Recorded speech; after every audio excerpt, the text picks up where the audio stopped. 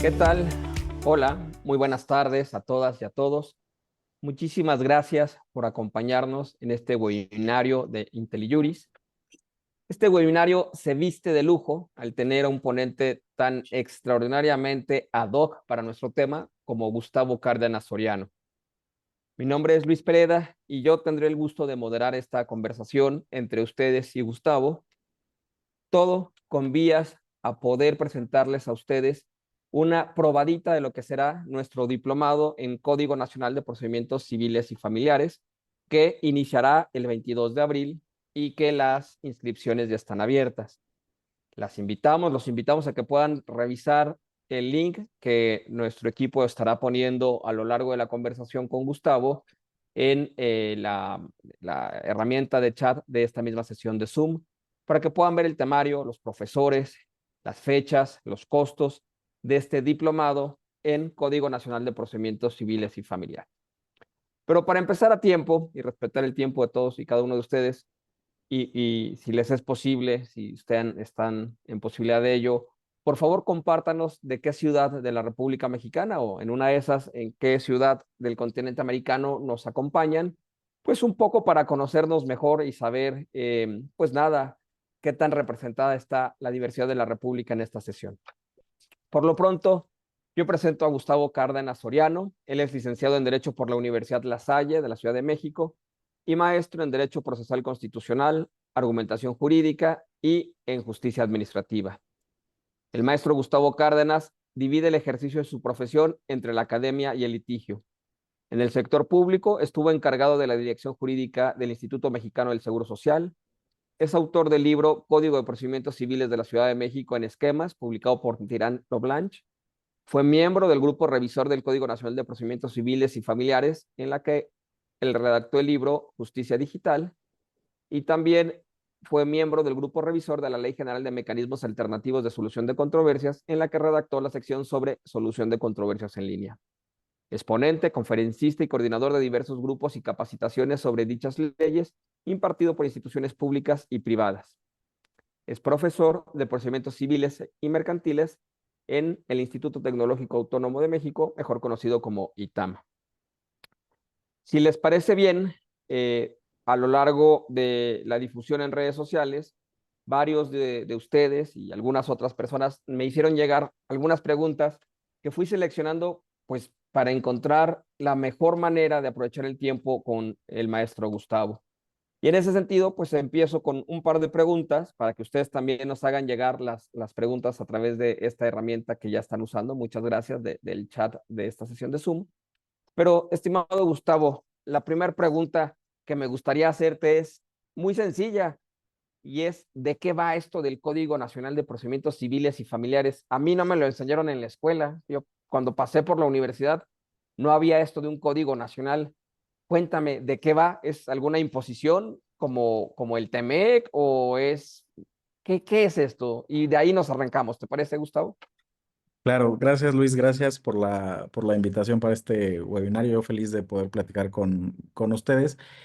Y pues respondiendo a tu pregunta muy concreta, pues es porque en realidad este código nacional, que es un código único, pues no existía cuando nosotros estudiamos, ¿no? Este código que se expide en 2023, en junio de 2023, deviene de una reforma constitucional que se hizo en 2017, precisamente porque se decía estos temas tan repetitivos, de repente cuando uno ve los temas de por qué se hacen las reformas, sobre todo en materias de justicia, o sea, tanto ahora, por ejemplo, la reforma judicial o estos temas de los procedimientos y cómo se regulan. Siempre se dice es que la justicia no es cercana a las personas, la justicia falla, la justicia es lenta, discriminatoria, costosa, ¿no? Y entonces siempre buscamos maneras de mejorar esa justicia, ¿no? En ese 2017, cuando se presenta esta iniciativa o esta reforma constitucional, perdón, lo que se recoge son diversas opiniones y sobre todo un estudio muy importante que el entonces presidente Peña Nieto pues encargó al CIDE para que hiciera algunos foros en lo que se le denominó la justicia cotidiana, ¿no? En esta justicia de todos los días que básicamente lo que nos dice es, bueno, pues si las personas tenemos los mismos derechos, ¿no? O sea, así como seguramente todos los que estamos conectados, no importa de dónde, de qué parte de la República, ni dónde hayamos estudiado, pues siempre vimos nosotros cuáles son las obligaciones, cuáles son los contratos, ¿no? O sea, como que eso en realidad no cambia, ¿no? Pero lo que sí cambiaba eran las reglas procesales, ¿no? Y entonces decían, bueno, pues ¿por qué el derecho sustantivo, si es el mismo casi para todas las personas, incluso ante la diversidad de leyes, por qué a la hora de hacerlo efectivo vía tribunales, por qué tendría que ser mejor en una entidad federativa que en otra, o peor, ¿no? Probablemente por su implementación, probablemente por su carga de trabajo o probablemente por sus procedimientos. Y entonces una de las causas de desigualdad que se detectó en ese estudio fue precisamente esa, que las leyes locales de las entidades federativas que regulan estos procedimientos civiles y familiares tenían serias diferencias en plazos, en requisitos, ¿no? Pero además a la hora de implementarlo en sus poderes judiciales, pues eso hacía que pudiera haber la misma controversia en Tijuana que en Mérida y aunque fuera prácticamente igual, pues no necesariamente se iba a resolver en el mismo tiempo ni en la misma forma, ¿no? Entonces, una de las razones por las que se crea este Código Nacional es porque se reforma la Constitución precisamente para decir, bueno, pues que haya una ley única, procesal, civil y familiar, y que esto venga a homogeneizar los procedimientos, y se mejore la justicia, digamos, parecería que de un plumazo, por arte de magia, que no es así, y ahorita lo platicaremos seguramente con las siguientes preguntas, pero que sea un punto de partida para que de ahí decir, bueno, pues la justicia va homogeneizándose en todo el país a través de un código nacional, ¿no? Un código único. Oye, pero déjame hacerte una pregunta, pues es así mía, no, esta no me llegó vía el público, pero que me mueves muy feo el tapete cuando hablas de una legislación única, pues yo de inmediato pienso en el federalismo y quizás soy el niño berrinchudo del cuarto que dice que, oye, pero pues no se supone que somos una república federal, y entonces, pues, hace completo y absoluto sentido que el Código Civil de Yucatán, pues no sea idéntico al de Veracruz o al de Baja California. Este, digamos, es una característica del federalismo. Decir lo contrario es hablar de otra decisión política fundamental, sin ánimo de ser demasiado obtuso en la visión.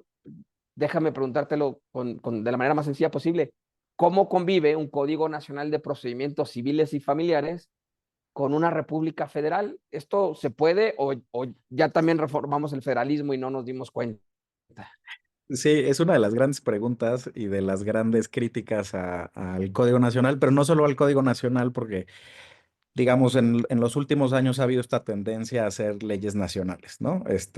Se dice, y para hacerlo, digamos, compatible con el federalismo, hay quien dice, bueno, esto está dentro de lo que se denomina el nuevo federalismo, y entonces dice, lo que busca el nuevo federalismo no es tener estas estructuras como muy rígidas, ¿no? Dentro de estas son tus facultades y ya no se mueven nunca en el tiempo.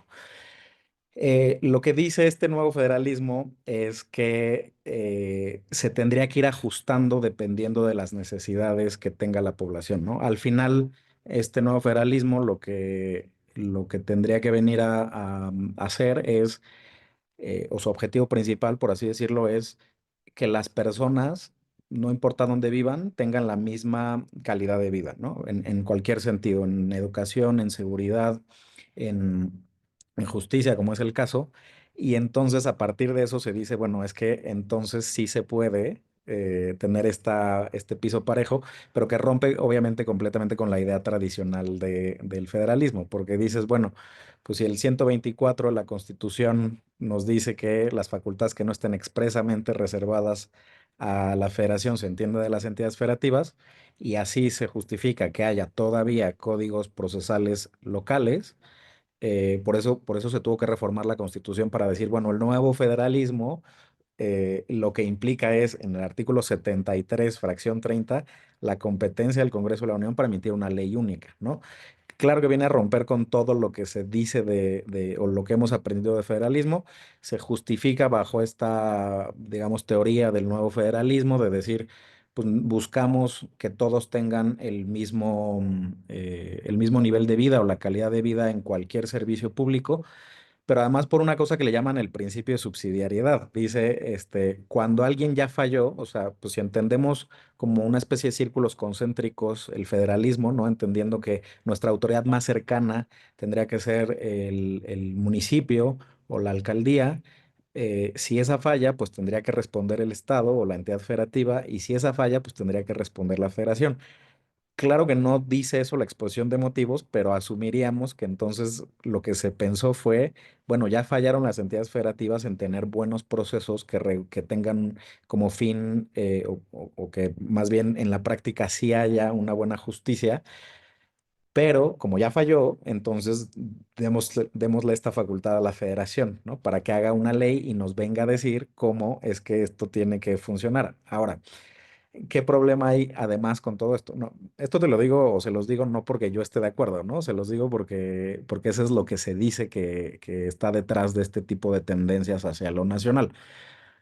Pero en este caso, además del Código Nacional, sucede una cosa bien rara, porque es, bueno, yo, federación, te digo cómo tienen que ser tus procedimientos, pero si ustedes leen los transitorios del Código Nacional, no hay presupuesto de la federación a las entidades federativas para implementar los procesos. O sea, ahí están tus procedimientos, te digo cómo, pero no te doy el dinero, ¿no? Entonces tú busca tu dinero, tú busca con tu presupuesto cómo resolver esos problemas, y la verdad es que es un código caro, ¿no? Esto de la oralidad y la justicia digital, pues al final termina por ser o por tener una legislación que a la hora de implementar, pues resulta que es cara.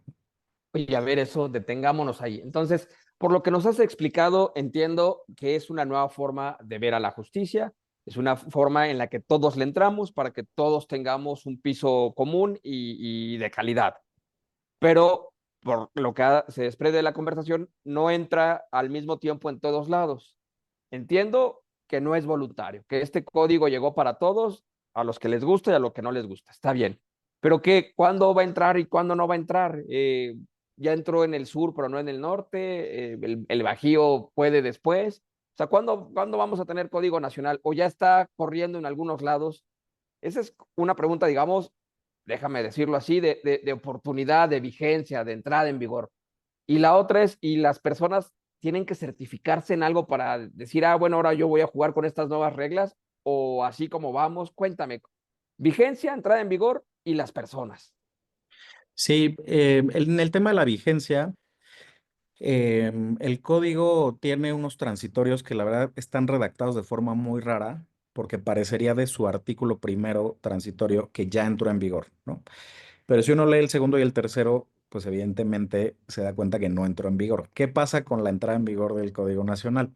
Lo que se dice es, bueno, va a entrar en vigor en las entidades federativas y en la federación cuando los propios poderes judiciales se lo soliciten a su Congreso, y entonces ese Congreso emita una declaratoria de vigencia, ¿no? Es decir, el código ya está publicado, pero, digamos, tendría que hacer el Poder Judicial las adecuaciones que necesite para implementar ese código, y una vez que se sienta listo, pedírselo al Congreso de la entidad federativa, en el caso de la Federación, pues a las cámaras del Congreso de la Unión, y que los congresos emitan una declaratoria para decir, bueno, en esta entidad federativa ya entran en vigor en tal fecha, ¿no? Esta fecha, la que viene en el Código Nacional, que es una fecha digamos, una fecha límite para todos, es el 1 de abril del 2027. O sea, estamos a prácticamente 2 años de que esto tenga que suceder en todas las entidades federativas. No O sea, la sucedió fecha límite es el 1 de abril de 2027. exactamente, ¿no? Ok. Entonces, no hay como en otras leyes, por ejemplo, como sucedió en laboral, que hubo como un plan por etapas, ¿no? Y entonces estaba muy armado qué entidades entraban en qué fechas. Aquí lo que se pensó fue que las entidades federativas decidiera cada una cuándo iba a entrar en su entidad federativa, pero con la fecha límite del 1 de abril del 2027. siempre y cuando entre la fecha de la declaratoria que emite el Congreso y la fecha real de entrada en vigor, pues no hubiera más de 120 días naturales, ¿no? Entonces, al final de cuentas, esto hace que los poderes judiciales puedan irse preparando con esta fecha límite en la mira o en el horizonte. Y en la única entidad federativa que ya hizo una declaratoria o que ya publicó en el Diario Oficial y en la Gaceta esta declaratoria es la Ciudad de México, ¿no? La Ciudad de México lo implementó o lo ha estado implementando de una manera, digamos, extraña, porque la verdad es que cuando se hicieron estos transitorios nunca se pensó que fuera a entrar por etapas dentro de la misma entidad federativa, ¿no? Algunos lo piensan también como por distritos judiciales o por municipios, y es una pregunta que se nos ha hecho en distintos poderes judiciales. No se pensó así, pero el código tampoco lo impide, ¿no? Entonces, porque tiene una palabra por ahí que dice algo como escalonadamente, una cosa así, y entonces a partir de ahí se ha dicho, bueno, pues puede ser por partes, ¿no? Y la Ciudad de México lo dividió en tres etapas.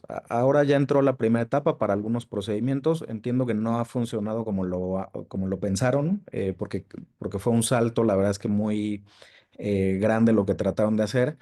Y en la segunda y tercera etapa, de hecho, pues por eso el tribunal ahora en días recientes aquí en la Ciudad de México, no sé si vieron las noticias, pues tuvo problemas de que incluso estuvieron a nada de irse a paro o sea, con un paro más extenso, por el tema de todo lo que se les exige a los funcionarios judiciales al migrar al nuevo sistema y con otras cosas ahí que ya seguramente ahorita platicaremos, ¿no? Eso por la entrada, digo. Y entiendo que en el Estado de México ahí sí van con todo, no, no hay por etapas, ¿no? Ahí La, sí es la con todo. Sí, al principio había como una especie de carrera para ver quién era la primera entidad federativa en decir yo gané, yo fui la primera que empezó, ¿no? Y ahí estaban pues Nuevo León, Jalisco, Estado de México, Ciudad de México, ¿no? Entonces, me imagino que en esa cosa de decir yo soy el primero, pues la Ciudad de México lo hizo, pero no me parece que de la forma, de la mejor forma. Y Estado de México creo que sí va tratando como de implementarlo. No sé si por etapas, pero sí creo que lo está pensando un poco más, sobre todo por el modelo que se dice que tiene el código, ¿no? En Ciudad de México se dice que hay un modelo de unidades de gestión y que los jueces que revisan tu caso pueden ir cambiando durante el procedimiento. Una cosa como si fuera penal, ¿no? Como hay un juez al inicio, hay un juez que juzga y hay un juez que ejecuta, ¿no? En el Código Nacional no se pensó así y las reglas no están hechas para que funcione de esa manera, ¿no? Pero digamos, por un tema de gestión judicial, así lo quisieron implementar. Eso me parece que no es el modelo correcto y se está viendo ahorita en el Tribunal de la Ciudad de México y creo que puede servir de experiencia para otros tribunales para que no hagan eso, ¿no?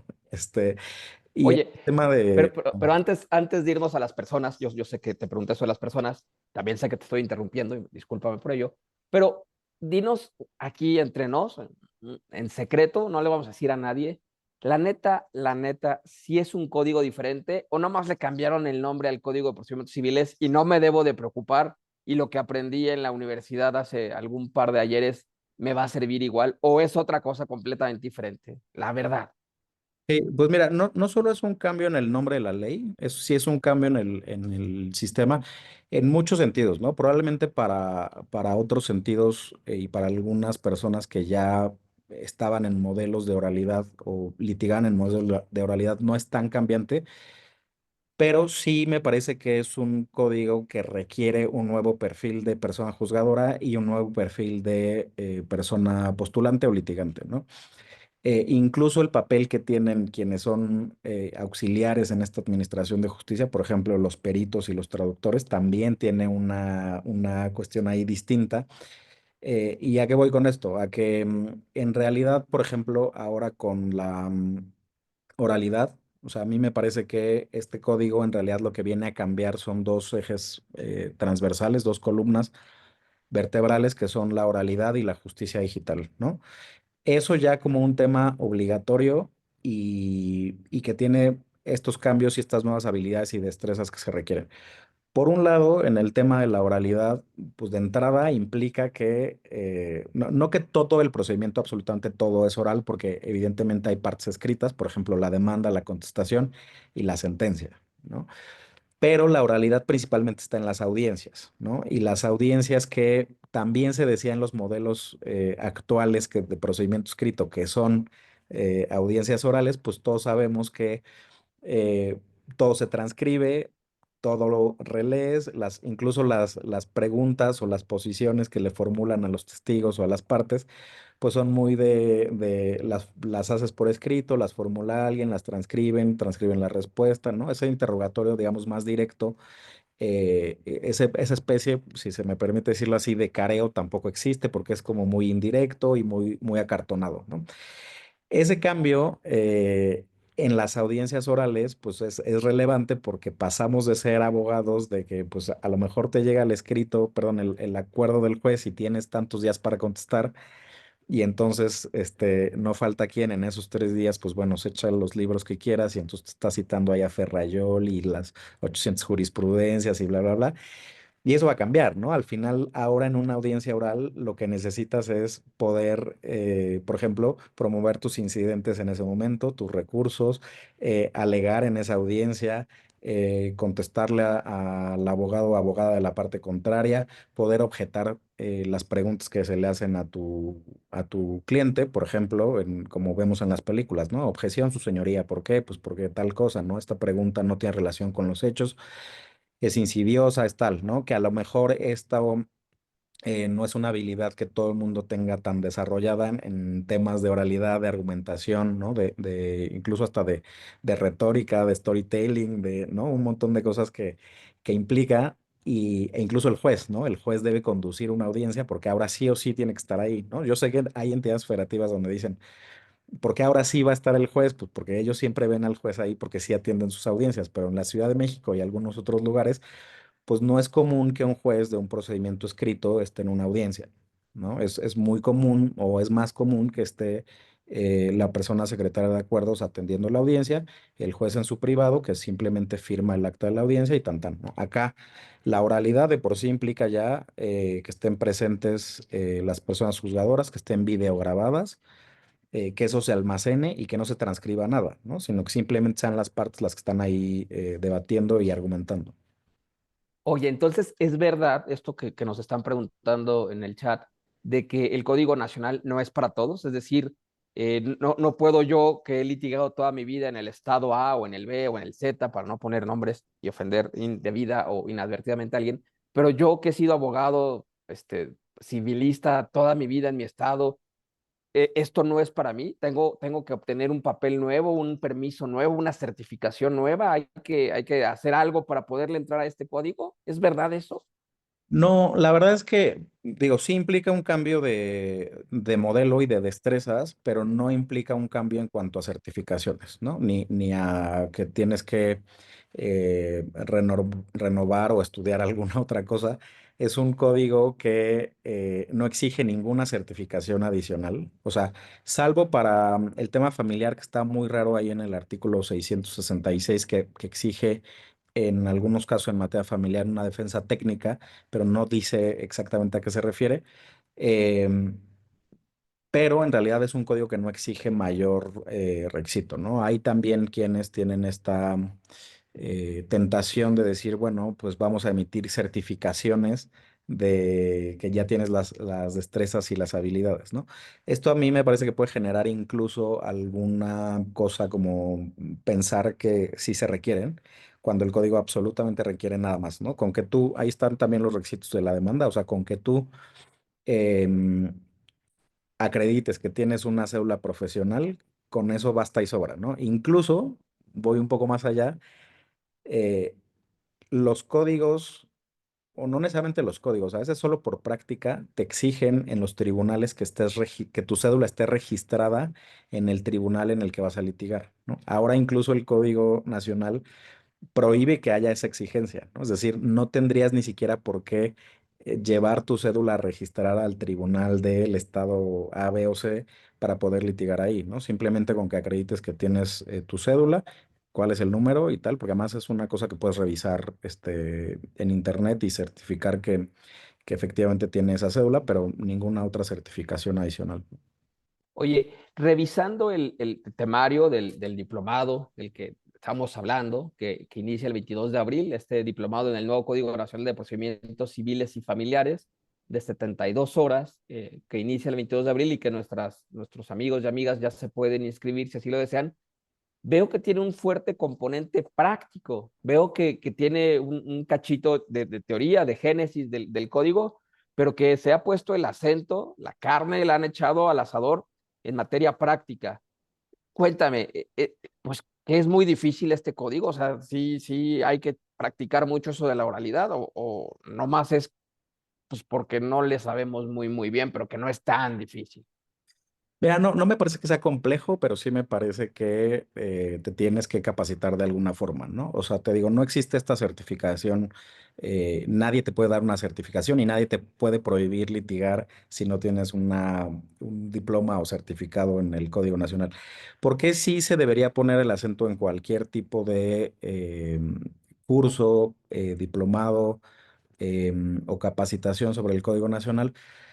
Porque evidentemente nuestra tradición jurídica nos ha llevado por procedimientos donde prima lo escrito, ¿no? Y donde aquí, si decimos que estamos migrando hacia la oralidad, esta oralidad también implica algo que los penalistas están mucho más capacitados en esto, porque así sucedió con el Código Nacional de Procedimientos Penales, pero que es la teoría del caso, ¿no? La teoría del caso, que a mí me parece que puede ser que tenga un nombre más rimbombante de lo que es, a mí me parece que es simplemente esto que nos enseñan de la estructura básica de la norma, ¿no? Si es A debe ser B, ¿no? ¿Y qué es la teoría del caso? Pues simplemente es un acercamiento metodológico a cómo vas a exponer como parte del caso, ¿no? Ya seas actor o demandado. ¿Y a qué me refiero? A que si, digo, es un tema de darle un poco más de claridad a tu narrativa y hacerlo mucho más ordenado, porque si uno piensa en la teoría del caso y en sus elementos, que son el elemento fáctico, o sea, los hechos, el elemento probatorio y el elemento jurídico, pues no tenemos más que lo que nos dice esta estructura básica de la norma. Si es A, debe ser B. Siendo A los hechos, B la consecuencia jurídica y el enlace, o sea, ¿por qué se va a dar la consecuencia jurídica? Pues porque demostré, ¿no? Con pruebas que se dieron esos hechos. Entonces, son los tres elementos de la teoría del caso, ¿no? Y solamente metodológicamente los estoy separando. No quiere decir que en tu demanda tengas que estructurarla a partir de este es mi elemento fáctico, este es mi elemento probatorio, este es el jurídico, ¿no?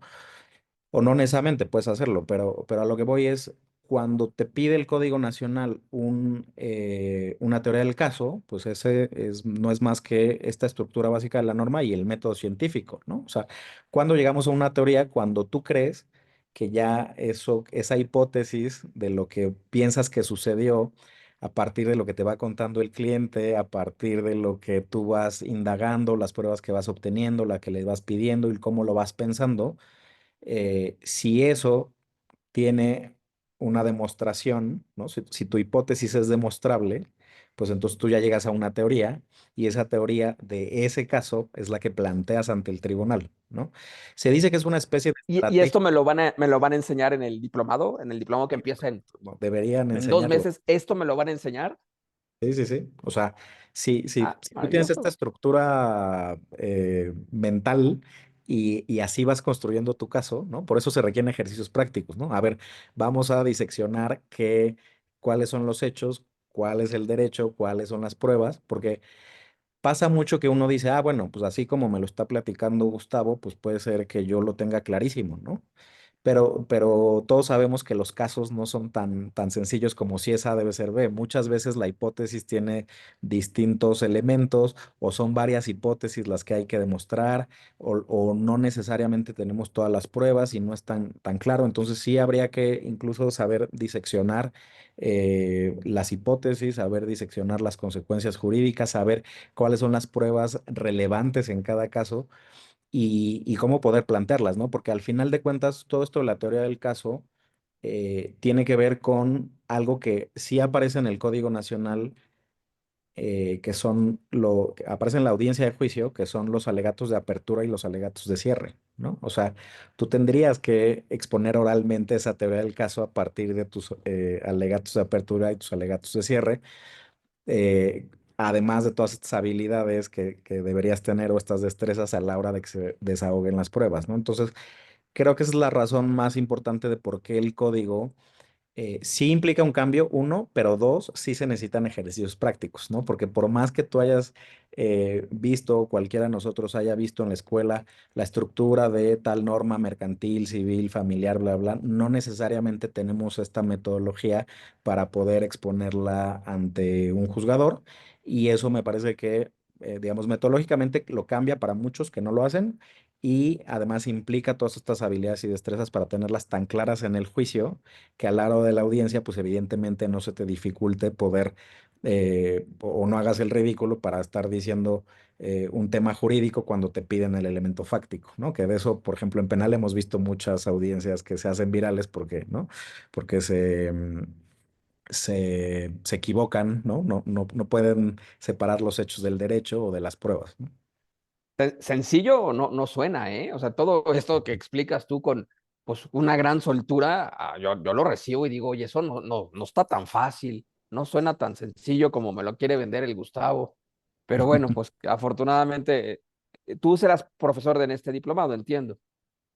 Sí, me tocará darles alguna parte ahí de justicia digital y sobre todo un tema muy interesante que es, bueno, no solo la justicia digital, que es súper interesante, sino también ver cómo esto puede ser que sea supletorio de otras leyes, por ejemplo, la ley de amparo, ¿no? Porque este código, al ser único, pues va a cambiar incluso la interpretación que se hace en otros procedimientos, ojalá que para bien, porque cuando empiecen a entrar en vigor en las entidades federativas y en la federación, el Código Federal de Procedimientos Civiles y los códigos de las entidades federativas se van a abrogar, ¿no? Entonces, por eso es un código único. Al final, tanto las legislaciones locales como el Código Federal van a cambiar. Entonces, imagínate, ahorita no tenemos ningún precedente. Tenemos precedentes de cómo es supletorio el Código Federal, por ejemplo, en la ley de amparo o en otras leyes. Pero vamos a ver cómo esto se va a aplicar o se puede aplicar supletoriamente, por ejemplo, en el juicio de amparo, ¿no? Vamos a ver si hay normas como muy interesantes que a ver qué dicen los tribunales o los nuevos jueces incluso. Por ejemplo, ¿no? Te doy un caso muy concreto de a ver qué pasa. El Código Nacional tiene regulado lo que se llama o lo que conocemos como el alegato de oídas o el alegato de oreja, ¿no? Que es esto de que te acercas como persona litigante al juzgado y pides una audiencia con la persona juzgadora para platicarle, digamos, más en corto el asunto, darle tus argumentos jurídicos, probablemente un memorándum, y que, pues esto al final lo que representa para muchas personas es una desigualdad, ¿no? Porque te está escuchando el juez sin que esté la otra parte presente. Entonces, por ejemplo, ahí lo que dice es, si tú quieres hacer eso, ahora se lo tendrás que pedir por escrito al juez, el juez te dará una cita en ese acuerdo que dicte y la otra parte pues estará enterada y podrá asistir, ¿no? Para que también escuche el juez sus argumentos, ¿no? Entonces, por ejemplo, eso yo no sé si los jueces de amparo van a decir, bueno, también aplica aquí en el juicio de amparo esto de que las partes tengan que pedir citas si quieren venir a hablar conmigo fuera de la audiencia, ¿no? Oye, pero entonces es un código que va mucho más allá de la materia familiar o civil. O sea, si ya se está metiendo en justicia digital, pues ya también es otra conversación, ¿no? Y también oía o leía cuando te presenté en tu semblanza, que también viene una parte de medios alternativos de resolución de controversias en este código. Sí, mira, lo importante de la justicia digital y que también, yo no sé eso cómo se vaya a adaptar a otro tipo de procedimientos, es que implica ya también todo el tema de expedientes digitales, audiencias virtuales, el desahogo de las pruebas también de manera virtual, incluso la valoración probatoria también tiene algunas reglas de cómo debería hacerse en temas digitales. Digamos, viene muy novedoso para los temas electrónicos, los temas virtuales. Y tiene algunas salidas a lo que mencionabas que son, que es la justicia alternativa, ¿no? Los mecanismos alternativos, desde los primeros artículos, creo que es el artículo 3 dice, bueno, habría que ver las ventajas de la justicia alternativa, ¿no? ¿Por qué? Porque a mí me parece que si nosotros vemos este nuevo sistema y pensamos que la oralidad va a venir mágicamente a resolvernos el problema de rezago y de justicia lenta y de justicia discriminatoria, pues en realidad no es así, ¿no? O sea, un juicio se puede resolver, claro, muy rápido si todo está concentrado en una audiencia de juicio, o sea, de pruebas, alegatos y juicio, pero si no hay suficientes salas de juicios orales o la cantidad de trabajo y de asuntos que tienen los juzgados es tanta que van a ir pateando las audiencias, porque más o menos creo que son 45 días en los que podría resolverse un juicio, ¿no? Con el Código Nacional, un juicio ordinario. Obviamente hay unos que tienen menos días, pero un juicio ordinario, como un juicio tipo, pues unos 40, 45 días ya podría estar resuelto. Pero si tienes un tema de alta cantidad de trabajo y de muchos juicios que llegan a tu juzgado, pues probablemente esos 45 días no se cumplan, ¿no?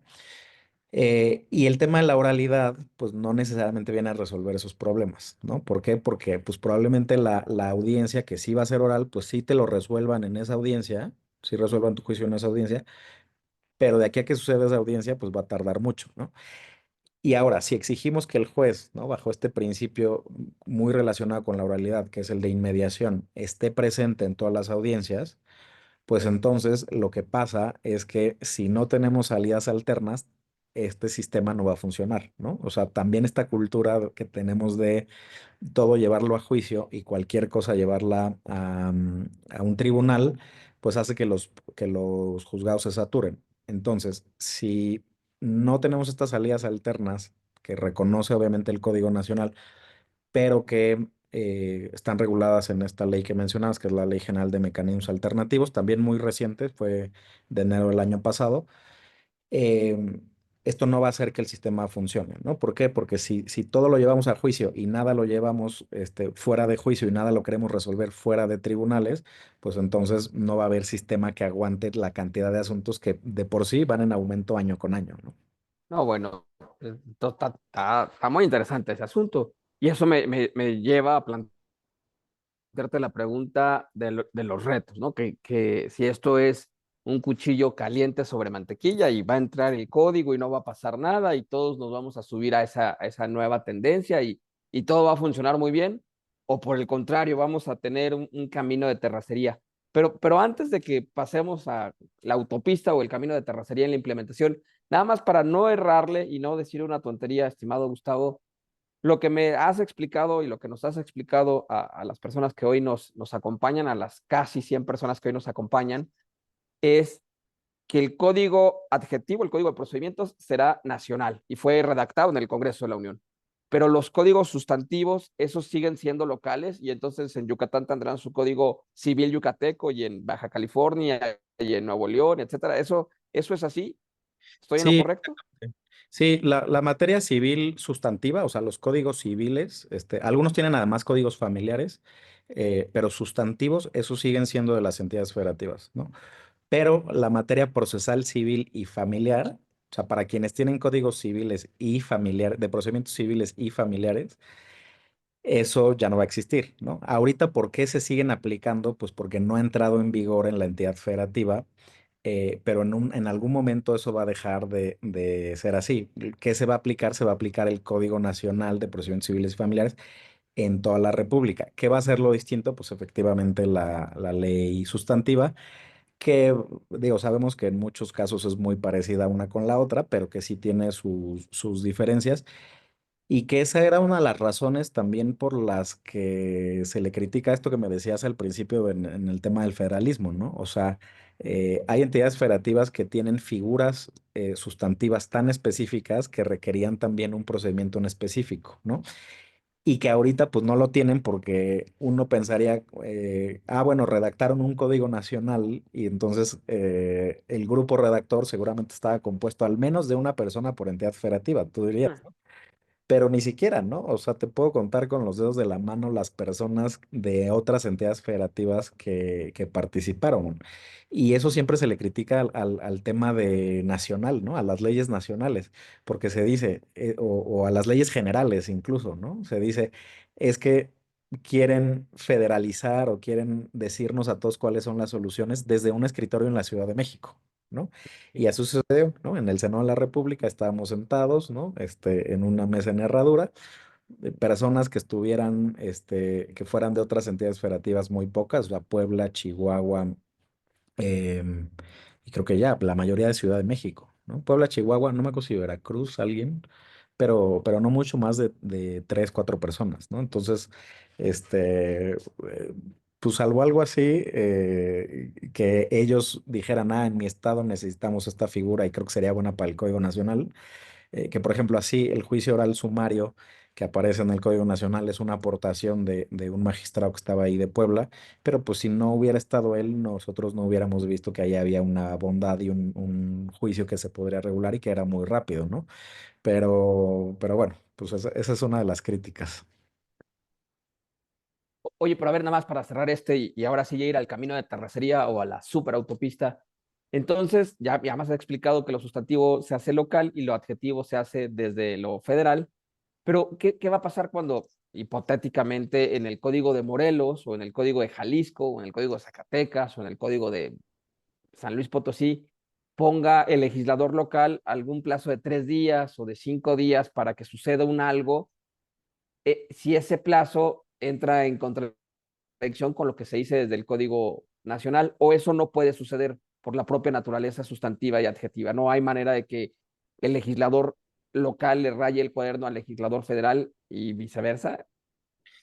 Pues mira, no debería suceder en la teoría, pero siempre sucede, ¿no? O sea, hay muchas cosas que con digamos, con el pretexto de que es una figura sustantiva, se regulan aspectos procesales, o al revés, ¿no? Con el pretexto de que es una figura procesal, se regulan, cosas sustantivas en un código de procedimientos civiles, ¿no? Como pasó ahorita, y ahorita te doy unos ejemplos, del Código Nacional. Pero si así sucediera, yo creo que esa norma que emitiera el legislador local estaría viciada, ¿no? De inconstitucionalidad porque invadiría las competencias que ya son exclusivas de la federación, ¿no? Ahora, también la Suprema Corte ha tenido ahí una discusión importante sobre quién tiene esa competencia realmente, porque pasó esta reforma del 2017 y el legislador federal tenía 180 días para emitir el Código Nacional. O sea, tuvimos que tener Código Nacional desde marzo del 2018, imagínate.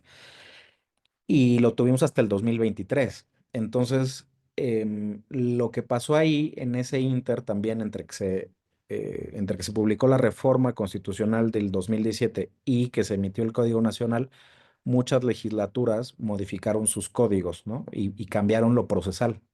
Y ahí la Corte ha ido en tres etapas. Primero ha dicho, no es constitucional porque invade competencias. Esto a través de acciones de inconstitucionalidad. Luego, eh, con un argumento de la ministra Ríos Farjat que decía, bueno, es que no hay código nacional, pero aquí hay que mantenerlo vigente, como dice, y la vigencia pues tiene que hablarse con la realidad. Pues entonces sí pueden las entidades federativas modificar todavía sus códigos y no se llegaron a los 8 votos que querían, que se necesitaban para anular las normas.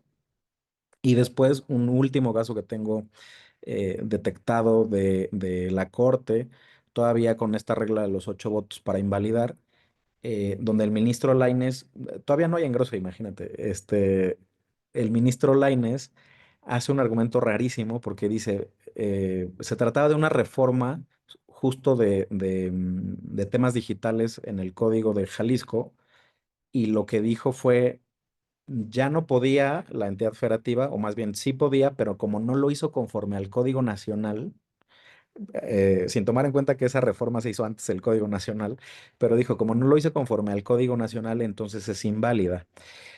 Ese argumento que lo dijo en la sesión, y te digo, no hay engrose todavía como para saber cuál es el criterio de la Corte, pareciera que lo que nos está diciendo es, las entidades federativas sí pueden regularlo siempre y cuando sea conforme con el Código Nacional, ¿no? Cosa que haría un contrasentido inmenso con la declaratoria de vigencia, ¿no? Porque parecería que puedes regular cuestiones procesales iguales al Código Nacional sin esperarte a la declaratoria de vigencia, ¿no?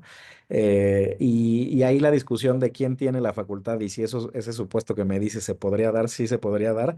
¿Qué resolvería la Corte? Pues esta Corte no sabemos, la que sigue, pues ojalá que ya le ponga fin a esta discusión.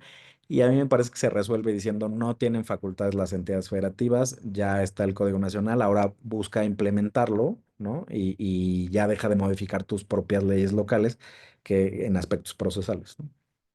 Oye, pero fíjate, lo dijiste casi de pasada, pero es cierto, este código, estas normas procesales serán tramitadas por jueces de elección popular, ¿no? Los nuevos jueces, de entrada, pues la propia Suprema Corte, la que conocerá de estos asuntos de potencial inconstitucionalidad, es la nueva Corte, la Corte que entrará ahora en septiembre. Esta Corte ya no verá mucho más allá de eso. Pero bueno, pues me queda claro que con tu explicación estamos a 2 años de que este código entre en todo el país, en cada rincón del país, y estamos a 2 meses de que inicie el diplomado del Código Nacional de Procedimientos Civiles y Familiares. Es un gran momento para empezar a capacitarse, gran momento para empezar a explorar eso de la oralidad, eso de la justicia digital, eso de la teoría del caso que nos has platicado. Y ya estamos llegando a la recta final de la conversación, pero ahora sí, ya te lo he planteado varias veces y yo mismo le he puesto freno hasta para esta reforma constitucional. Pero cuéntame, la implementación en tu experiencia, que no solo es teórica, sino también práctica, en el sentido de ser litigante y en el sentido de ser redactor de estas normas, y habiendo conocido ya la experiencia del país en 2008, diagonal 2016 en materia penal, y habiendo conocido la experiencia pues, que estamos viviendo en materia laboral, en la adopción de este código, que este código lo abracemos y digamos, ya, este es mi código, no el otro, este es el Código Nacional es el mío, y eso, y que tiene fecha fatal en abril de 2027, eso va a transitar como una supercarretera muy sedosa, muy bien pavimentada, en la que todo el mundo solo tendrá que subirse a su carril y todo lo demás correrá muy bien, o se parece a un camino de terracería en donde, híjole, va a haber saltos y baches y hondanadas, o un punto intermedio. Cuéntame, ¿qué podemos No, o sea, esperar de la adopción de este código? se parece más a lo segundo que dices, ¿no? Un camino de terracería con baches y con subidas y bajadas. No solo por la experiencia que hemos tenido en la implementación de nuevos sistemas, que por cierto todos tienden a la oralidad, ¿no? Lo penal, lo laboral y tal, sino porque la experiencia que hemos estado teniendo en la implementación ahora de este código y el contexto actual me parece que no ayudan y simplemente lo que va a suceder es que se entorpezca esta implementación o no se haga de la forma debida, ¿no? ¿Por qué? Porque es un código que para muchos implica un cambio completamente de la forma de juzgar o de litigar y que implica además para los poderes judiciales tener estas herramientas tecnológicas, porque a pesar de que se diga, por ejemplo, en Ciudad de México, entra por etapas y entonces ahorita entra para estos juicios y después entra para estos otros y ya al final entra para los últimos, pues eso implica que desde tu primera etapa tienes todo lo digital completamente resuelto, ¿no? Porque no es que lo digital también vaya por etapas, o sea, lo digital lo tienes o no lo tienes, ¿no? O sea, funcionan o no funcionan los expedientes electrónicos, funcionan o no funcionan los exhortos, ¿no? Porque además ahorita pues hay un tema ahí que ese es otro de los casos, o sea, Ciudad de México ya dice, bueno, pues sí, exhortos digitales. Pero las otras entidades no lo tienen, ¿no? Hay entidades que ni siquiera tienen para sus funcionarios judiciales firma electrónica. Entonces, llegan los exhortos a Ciudad de México de forma física, como tradicionalmente se hace, y no los reciben porque Ciudad de México dice hashtag justicia digital ya para todos, y entonces, ¿cómo le haces si no tiene, y no se trata solo de escanearlo, debería tener la firma electrónica de los funcionarios, ¿no? Entonces, este desfase que se está teniendo es un error, me parece grave de implementación. Es un error grave también, por ejemplo, decir que cada estado puede adoptar el sistema orgánico que quiera, porque pues, solamente así se justifica que haya unidades de gestión.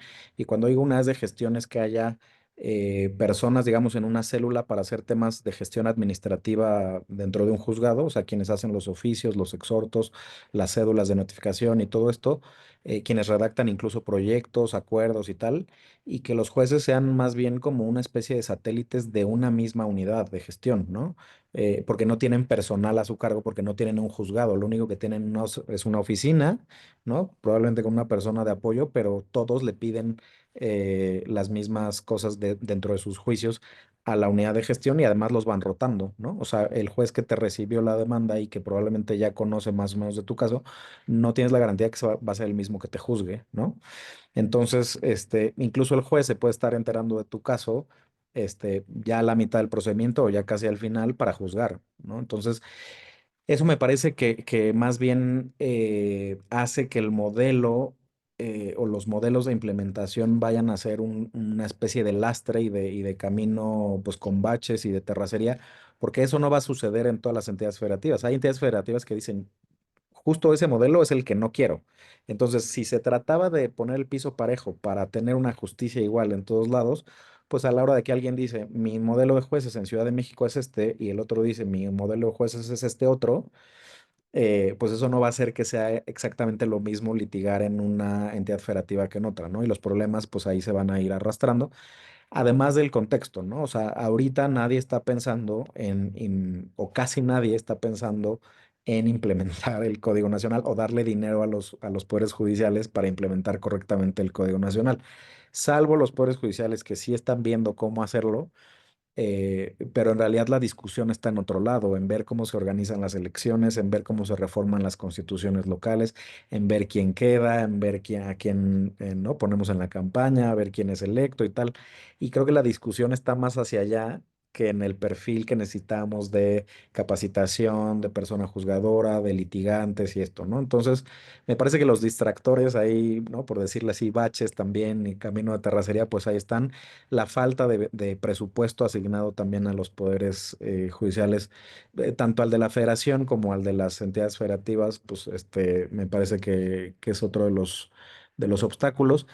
Y te digo, pues porque si decimos que es un código que se basa en la oralidad y en la justicia digital, pues de entrada, o sea, hay quien dice, por ejemplo, una sala de juicios orales como mínimo te cuesta 1 millón de pesos, ¿no? Y entonces, para un poder judicial puede representar mucho gasto, porque obviamente no tienes el edificio ya esperándote para que, a ver, aquí qué querías hacer, salas de juicios orales, pues las que quieras, ¿no? Más todo el tema de comprar computadoras, cámaras, micrófonos, tener una buena plataforma para tener audiencias virtuales, garantizar la seguridad de la información, ¿no? O sea, tener una plataforma de justicia digital, de expedientes electrónicos, de notificaciones electrónicas. Eso en realidad pues no es barato y además pues con todo el tema digital hay mucha resistencia a los cambios, ¿no? Como que siempre hay esta resistencia, ¿por qué tiene que ser así? ¿Por qué no es de la forma tradicional? ¿No? O sea, hay quien de verdad que lo que sigue defendiendo es que se sigan cosiendo los expedientes con aguja e hilo, ¿no? Bueno, pero a Es, ver, quien diga eso con todo respeto, pues esa ya la perdió. No estoy diciendo que esté bien o sí, está mal, pero esa ya la perdió. Pues, sí, sí, sí. ese barco ya zarpó, para bien o para mal, porque lo que has planteado también es un tema muy interesante, ¿no? Pues el país efectivamente ahora está discutiendo que juez votado o no, etcétera. Pero, pues, ¿y el dinero, papá, como dicen los clásicos, dónde está para capacitación o dónde está para implementación? Pero, Gustavo, en la recta final, en los últimos 7 minutos de conversación, imagínate que se acerca contigo Rocío o Alfredo o María o Gabriel, las personas que nos están haciendo el favor de escuchar esta conversación y te dicen, Gustavo, aquí en corto, dame 3 consejos, ¿no? Asumimos que el primer consejo será, pues, inscríbase al diplomado, es un buen diplomado, que es coordinado por una magistrada, que los profesores son profesores con experiencia, que no va usted a escuchar la génesis de la génesis de la génesis del derecho romano, sino que vamos a entrarle directo a la teoría del caso para que usted sea un buen litigante. Está bien, ese es el primer consejo. Pero los otros 2 consejos que tú le darías en corto a estas personas que nos están escuchando y que les agradecemos que le puedan dedicar un poco de su tiempo a esta conversión. ¿qué les dirías así en corto antes de que te subas a tu camión que ya te va a llevar? Se acercan contigo y, Gustavo, dame tus 2 mejores consejos. ¿Qué hay que hacer? Yo como de esto, yo tengo clientes y estudié hace 5, hace 10, hace 20 años. ¿Qué hago, Gustavo?